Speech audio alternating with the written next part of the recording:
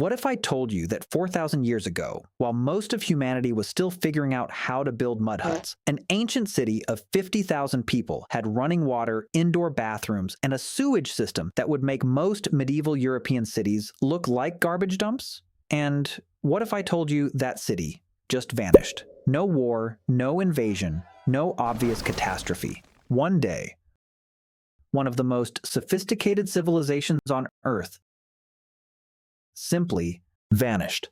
This is the story of Mohenjo-Daro, and the more we uncover it, the more questions it raises. Who were these people? It's around 2600 BCE. Rome doesn't exist yet. Greece is still thousands of years from its golden age. Egypt is just beginning to build the pyramids. And here, along the banks of the Indus River in what is now Pakistan, a civilization quietly emerges that almost nobody talks about: the Indus Valley Civilization.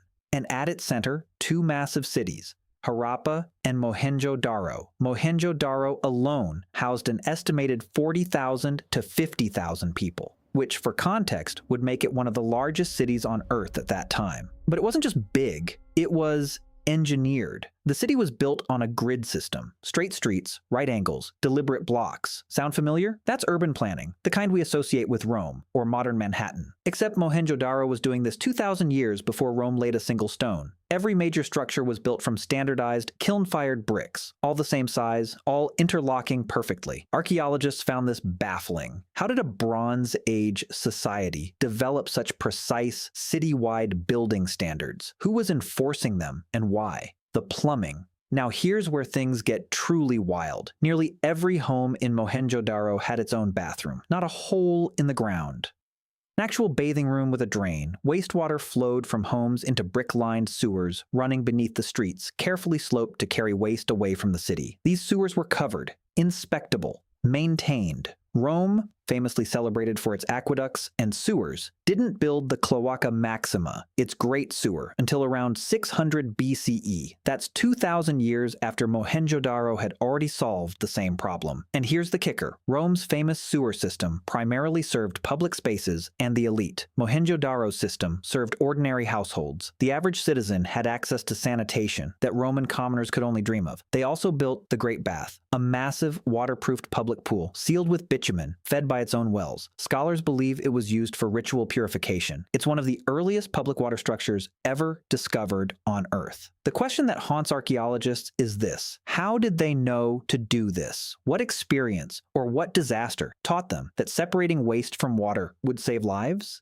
Because most civilizations didn't figure that out for millennia. Many still haven't fully solved it today. The mystery. No kings, no weapons, no war. Here's where Mohenjo-Daro stops being just impressive and starts being deeply strange. Archaeologists have excavated the city for over a century, and in all that digging, they've found almost no weapons, no swords, no spears stockpiled for war, no fortifications built to repel armies. They found no royal palaces, no towering monuments to a king or pharaoh, no clear evidence of a ruling class at all. Compare that to Egypt, which was building enormous pyramids as tombs for their gods on Earth, or Mesopotamia, where kings literally had their servants buried alive with them. Mohenjo-Daro has none of that. What they did find were precise, standardized weights and measures, used uniformly across the entire civilization, hundreds of miles apart.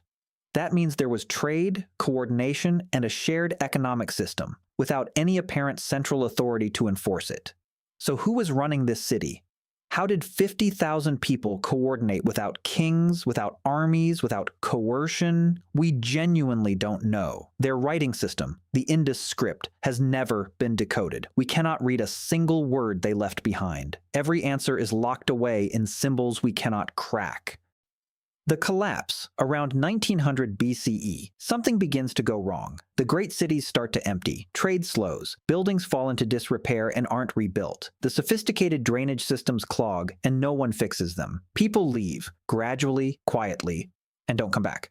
By 1700 BCE, Mohenjo-Daro is abandoned. For centuries, scholars blamed an invasion, specifically waves of Indo-Aryan migrants from Central Asia.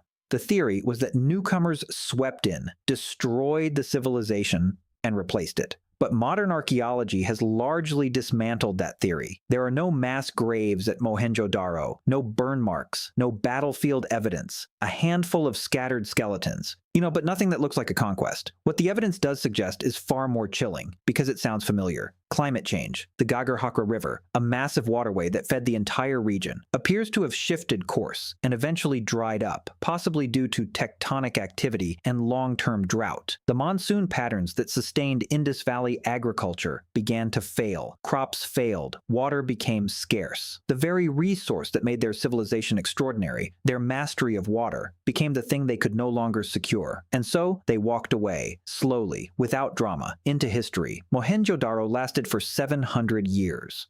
For context, the United States has existed for 250. They built a civilization that was, in many ways, more humane than the empires that came after them. Less obsessed with war, less stratified by wealth, more focused on the daily lives of ordinary people. And then the climate changed, the rivers moved, and they were gone. No pyramids left behind, no Colosseum. Just brick, drains, and questions we still can't answer. Maybe the most unsettling part of Mohenjo-Daro isn't what destroyed them. It's how much of it sounds like a warning.